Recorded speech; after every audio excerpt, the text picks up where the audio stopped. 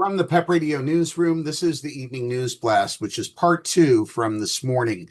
Advocate is reporting the coalition consisting of GLAAD, Human Rights Campaign, PEN America, and others added that requiring a content warning based solely on the identity of a character in a television program establishes a dangerous precedent and one with a troubling historical context.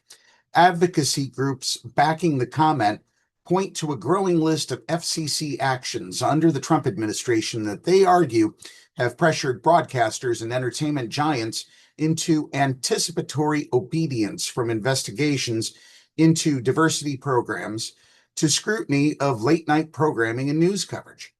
The FCC does not directly control television ratings.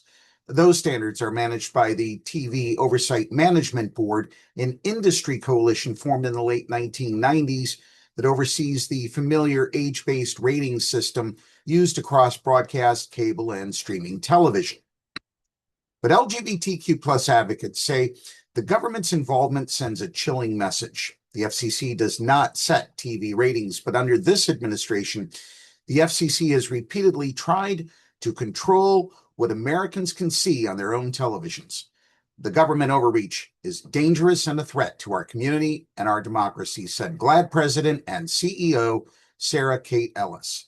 LGBTQ plus people and their families deserve to see their lives represented in the media they watch, and media companies must have the freedom to create programming that appeals to their viewers and subscribers without interference from a government pursuing its own anti-LGBTQ plus political agenda.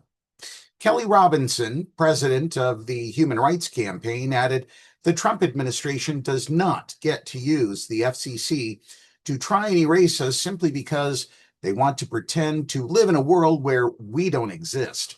This is a brazen form of political interference that will hurt the ability of all people to appreciate, understand, and learn about the world and people around them. PEN America, which has spent years tracking book bans and censorship campaigns in schools and libraries, argued that the proposed ratings discussion represents an expansion of those cultural battles into television and entertainment. The FCC is trying to take the tactics of censorship from our libraries to our living rooms, said Jonathan Friedman of PEN America. Proposing a kind of warning label for LGBTQ content on TV is a means to silence and seclude LGBTQ stories and characters. The FCC will continue accepting reply comments on the proposal through June 22nd. That's the News Blast for this hour.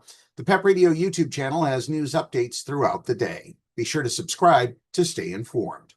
PEP Radio is available on the Live 365 app, Roku, Alexa, fmstream.org, Radio Line, Streama, and wherever you find streaming radio. Up next, we have the Meadville area weather forecast here on PEP Radio.